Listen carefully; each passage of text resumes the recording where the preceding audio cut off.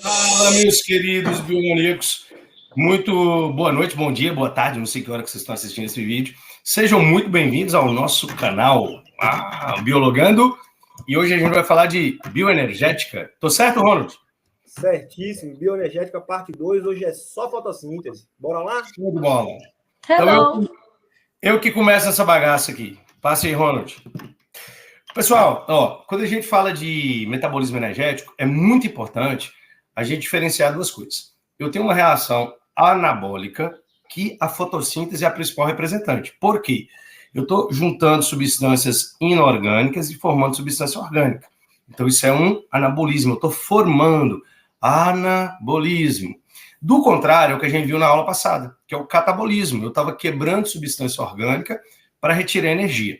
Quando nós falamos em fotossíntese, existem vários tipos de fotossíntese, mas a fotossíntese convencional é a que mais nos interessa. Eu acho que esse esqueminha que está aqui, ele é o suficiente para a gente compreender e chegar na resposta da questão. A fotossíntese ela tem fase de claro e fase de escuro. E na fase de claro, são produzidas substâncias que serão utilizadas em fase de escuro. Isso quer dizer o seguinte, eu tenho uma interdependência entre essas fases. E aí você pega lá aquele conceito de química, nada se cria, nada se perde, tudo se transforma, de Lavoisier. Então, você vê tudo que está no reagente vai sair no produto. E a planta, como ela é um ser autótrofo, ela consegue transformar o quê? Ela pega energia luminosa, junta com substância inorgânica, que é gás carbônico e água, e no final vai produzir energia química, que ela produz uma molécula orgânica, cujas quebras geram energia, gera ATP. Então, basicamente, o que nós temos? Meu esqueminha aqui eu tenho dióxido de carbono com água, que são substâncias orgânicas, né? Aqui a gente não tem cadeias carbônicas. A luz vai entrar, isso aqui é o reagente, vai formar a glicose, que é o meu principal interesse. E como é uma reação, né, e segue Lavoisier, as outras substâncias vão acabar aparecendo aqui. Então, o que nós temos? Galera, vai entrar luz, água e CO2, vai produzir ATP e NADPH2. Esse ATP e NADPH2 entra no ciclo de escuro ou ciclo de Calvin, junto com o gás carbônico, e no final eu tenho a formação de uma substância orgânica. Passa para a questão aí, Ronald. Aqui é mostrando para nós as reações. Volta lá nessa aqui. Então, aqui, se eu considerar uma fase de claro, eu tenho a fase onde que eu tenho uma fase cíclica, o elétron ele retorna à clorofila A, que eu não vou detalhar essa parte enzimática, eu não vejo necessário para a questão. E na fase de acíclica, a gente produz uma substância chamada de NADPH2, que é quando ocorre a quebra da água. Lembra que a água entra como reagente? Essa água é quebrada, ela fornece íons H+, para a formação do NADPH2, que vai ser utilizado lá na fase de escuro, o ciclo de Calvin. Para passar. Aqui é o nosso ciclo de Calvin, onde que, resumidamente, entrou gás carbônico, rodou, né? Aí a gente vai ter na formação de produtos intermediários e, no final, eu formo uma substância com cadeia carbônica, de onde que eu vou tirar energia, que normalmente no vestibular é quem? A glicose. Então, no final, tem glicose sendo formada? Tem. Eu não vou detalhar aqui, senão eu vou ficar com muitas delongas na questão. Então, vamos lá. O que a questão de 2018 traz? As células e os organismos precisam realizar trabalho para permanecerem vivos e reproduzir. Tudo bem. Os seres precisam, né, de energia. A energia metabólica necessária para a realização desse trabalho é oriunda, vem de onde? Da oxidação de combustíveis, gerados no ciclo do carbono, por meio de processos capazes de interconverter diferentes formas de energia. Eu acabei de falar disso. Eu vou converter substância inorgânica em substância orgânica. Vai entrar luz e vai sair glicose no final. Nesse ciclo, a formação de combustíveis está vinculada à conversão de energia onde? Aqui tem mostrando, galera, aqui eu tenho o processo 1, que seria a fotossíntese, aqui eu tenho o processo 2, que marca para mim uma respiração celular. Um processo anabólico e um catabólico. O que é liberado na respiração celular, gás carbônico e água, é aproveitado como produto aqui. Aqui o que é liberado como reagente, aqui é reagente, aqui vira produto. O produto de um é reagente do outro e vice-versa. Então, aqui seria fotossíntese, aqui seria respiração celular. Mas a questão, ela nem precisa desse esqueminha. Fala o seguinte, nesse ciclo, a formação de combustíveis está vinculada à conversão de que tipo de energia? Térmica em cinética?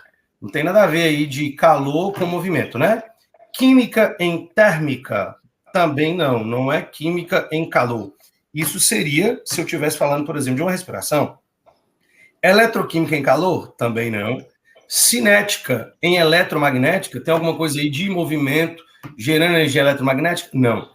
Eletromagnética, olha só, eletromagnética. A luz entrou, forneceu elétrons, clorofila, desprendeu elétron em energia química, que é a glicose ou uma outra substância química que seja uma substância orgânica. Então a resposta é a letra E. E resumindo, então, o que é a fotossíntese?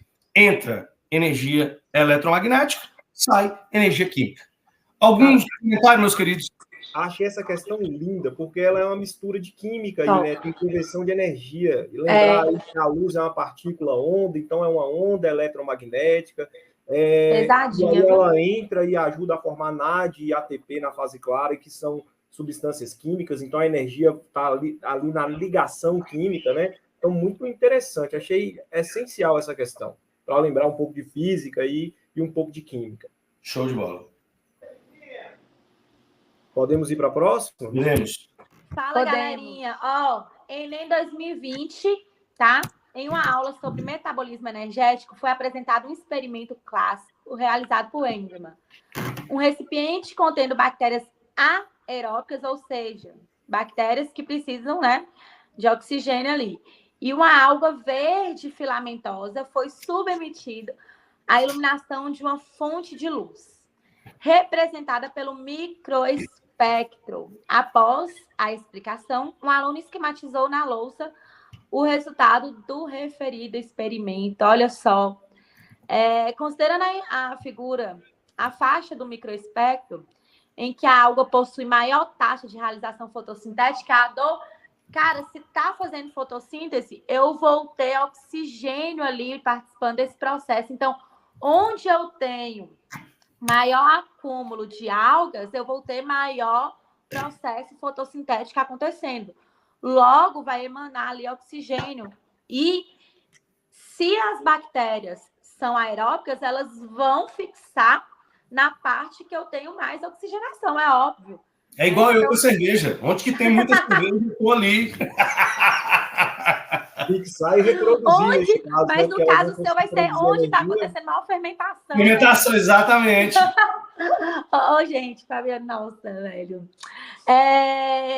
Cara, onde eu tenho mais oxigenação, vai ser aí na parte vermelha do microespectro, né?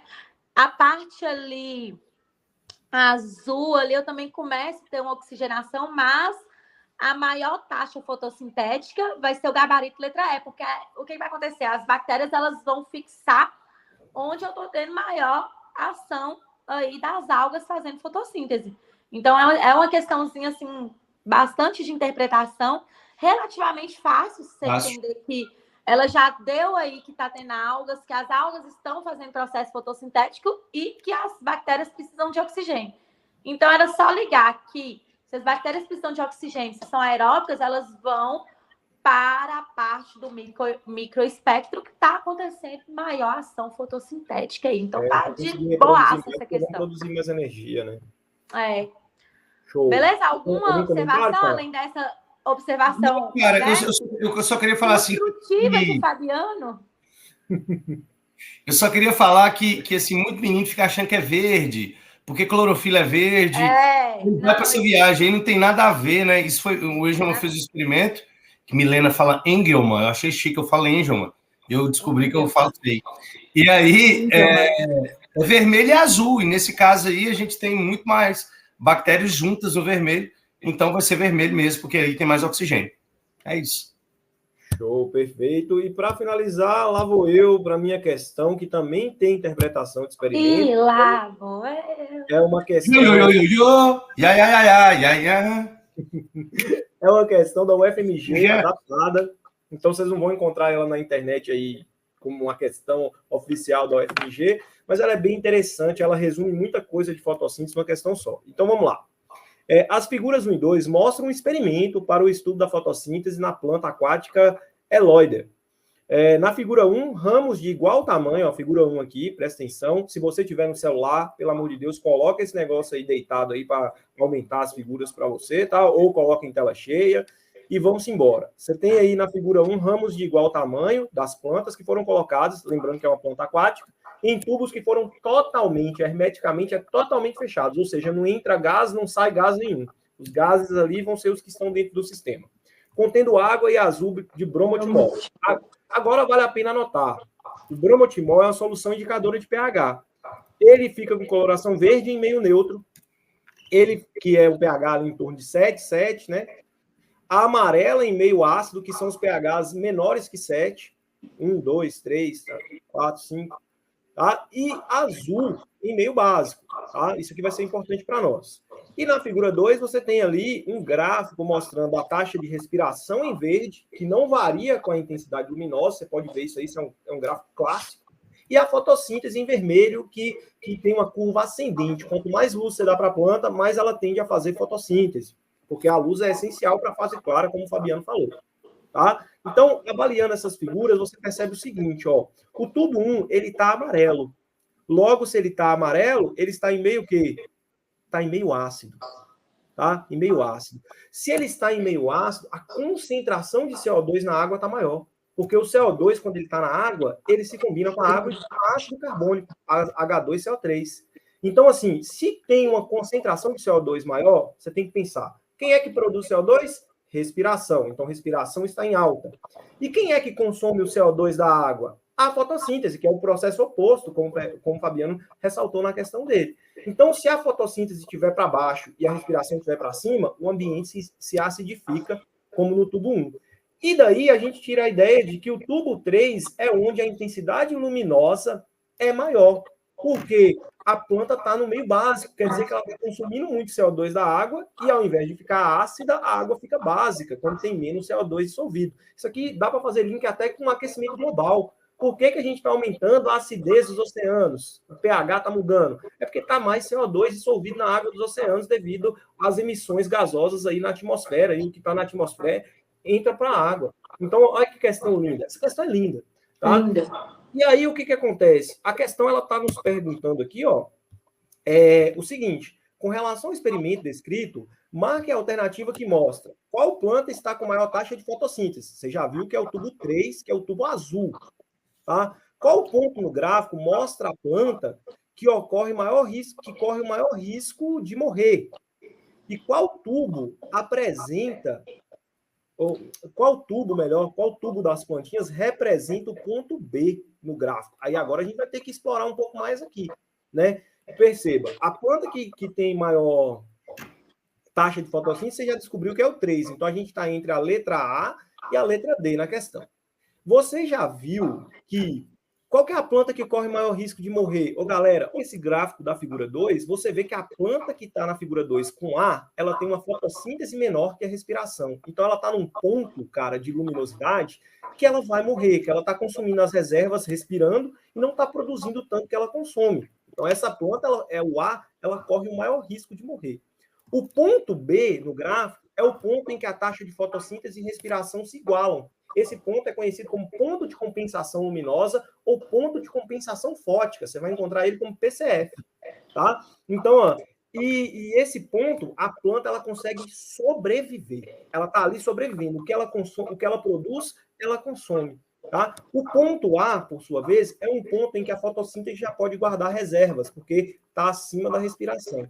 E quando o gráfico o gráfico de fotossíntese torna-se mais próximo de uma reta, desse ponto que se tornou a reta em diante, é o ponto de saturação fótica, que é o que está falando aí na questão, ponto de saturação luminosa.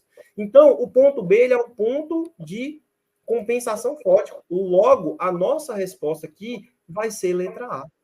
Tá? Então, você tem lá o tubo 3. Questãozinha boa. Né? Essa questão é esplêndida, eu acho ela lindíssima. E aí, o ponto, ó, tubo 3, que está com maior taxa de fotossíntese, o ponto A, que é um ponto onde a planta corre o mais risco de morrer, e esse ponto B é chamado de ponto de compensação fótico. Quem está nesse ponto é o tubo 2, é o tubo verdinho lá, que está nem ácido nem básico, ele está igualado ali. Beleza? Então, essa é a minha contribuição para vocês. nesse vídeo. Eu espero que vocês tenham gostado e continuem assistindo os nossos vídeos. Chegamos ao ponto aí de ou mais contribuições dos nossos colegas ou um tchauzinho. Cara, uma questão linda, concordo com você. Eu acho que você explanou tudo. E foi bom a gente fazer aqui ponto de compensação luminoso, porque assim, tem professor que às vezes nem fala na aula, sabe? Deixa só para resolver na questão. E aí a gente tem que lembrar que é onde que se encontra, né? Esses dois metabolismos aí, e que aí, como um é reagente do outro e vice-versa, aí dá essa compensação, por isso que é ponto de compensação luminoso. Galera, fico por aqui. Agora a minha Renata fã, que vai falar. Galerinha, ó, tamo junto. Qualquer coisa a gente tá aqui. Foi um prazeraço estar com esses mestres aí da biologia. E é isso. Fiquem com Deus. Até a próxima. Sigam Biomaníacos nas redes sociais, Biomaníacos _. Beleza? Tchau. Valeu, galera. Um abraço. Até mais.